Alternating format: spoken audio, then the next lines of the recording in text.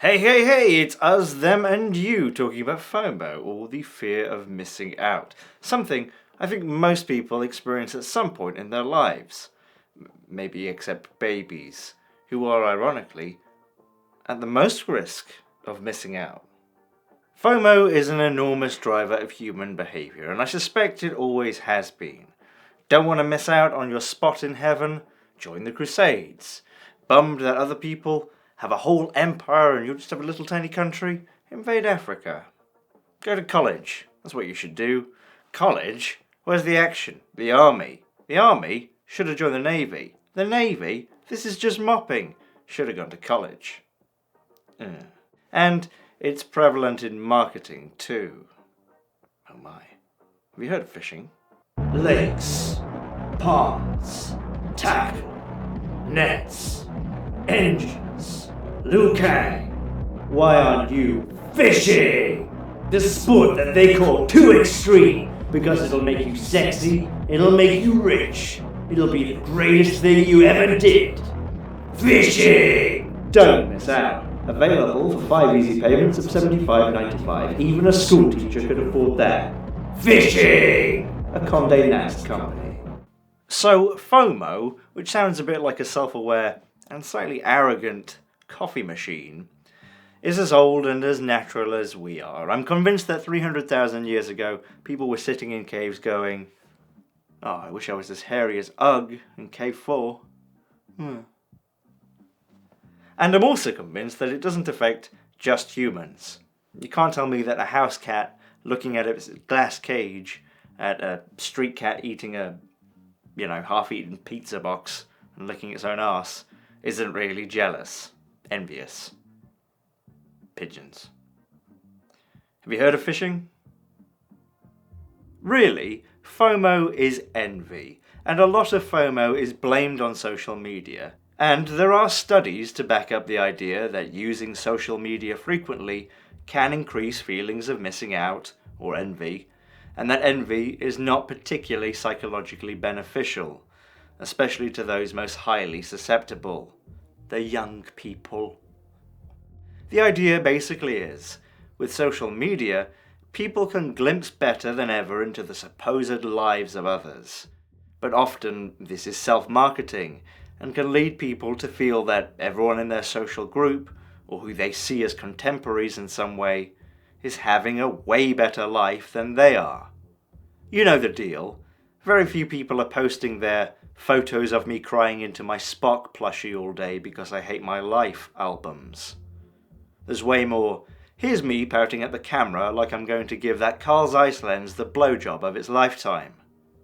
And of course, with social media and reality TV combined, there's way more on offer than just a glimpse at the lives of the rich and famous, the kings and queens of who you want to be. Tours of mansions, vlogs of beauty and elegance and money, enough money for everything you could ever want, all with the veneer of, and I'm so happy too, and I have a great marriage and everything's okay. Don't think it, don't say it, don't think it, don't say it. I'm very rich, I'm very happy, don't think it, don't say it. I don't doubt for a minute this is caustic on any mind subjected to it at great length. The more impressionable, the worse. But I don't think social media is totally to blame. It's not like people loaded up Twitter for the first time and thought, my God, I had no idea people were living like this. The degeneracy. I'm pretty sure I remember watching Fresh Prince at 9 years old and thinking, I wish I had Jeffrey in my life. Not just a butler, specifically Jeffrey. In fact, if I just lived at Jeffrey's house and he just left every day to go and be a butler for, the banks and everything, yeah, that'd be great. I just wanted to live with Jeffrey, but I knew I never could. Neuropsychologist Dr. Rachel Taylor says that envy comes from the oldest part of the brain and is part of the survival mechanism. Social media, TV, any and all media might be an enabler or vector, but it's not the cause. It is inherent that people compare themselves to others, especially those they see and have contact with. And now, those people could be across the globe. If we had the flattest hierarchy imaginable and we all lived in ditches, would be envious of each other's ditches. But while being normal, envy can be more disruptive or less disruptive. It's probably a lot better when the thing being missed out on can be achieved by the misser-outer. If you envy your big brother having a job and a car, that's doable. Wishing to be born in another body to different parents so that you could have had a shot at dating Taylor Swift is not achievable, and in my view, thinking like this can quickly burn a hole right through your personality. You freak. It is especially nasty when it's leveraged, which I think it probably always has been. Again, coin that phrase. Envy has propped up the class system, it's enabled religious conversions, it's driven irrational and murderous behavior, it's used today to sell $3,000 handbags, recruit suicide bombers, monetize ideologies, and unite underbellies of embarrassed millionaire losers. FOMO is inevitable and life is unfair, but we all tend to take our own positions for granted as the norm. I wish I wasn't just normal, i.e. not rich, not famous, not respected, is what you get when you only look up, because there are millions of people who wish, I just wish I could walk, I just wish I could feed my family. But with this mentality, you're not lucky to not be one of them, they're unlucky to not be one of you. You can think, I wish I lived in a time with flying cars and robot butlers, but everyone thinks like that. But historically, more along the lines of, I wish I lived in a time where there was some sort of cure for this nasty plague that's going around. Or, I wish I lived in a time where we weren't burning witches. And, just giving them the mental treatment that they need. I feel like it's a bit mealy-mouthed, but nevertheless true, to say something like contentment comes from self-measure, not measuring against others. You can only do so much. Many people will have better lives than you. Many will not. You have no control over it, or virtually none, and can only carve your own obscure path.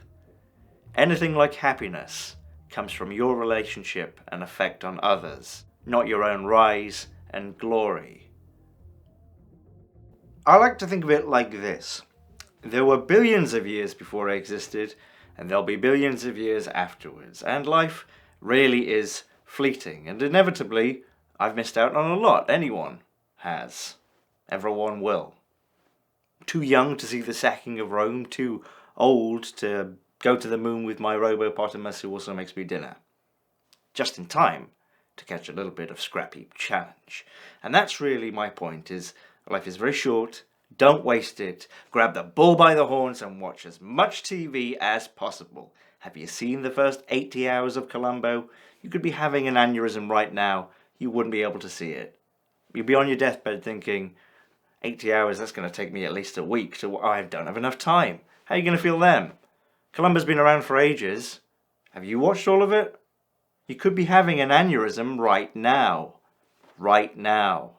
Right now. Right now. So pop on Columbo and you might get to the end. Perhaps. You're having an aneurysm. One of us is having an aneurysm. Have you heard of fishing?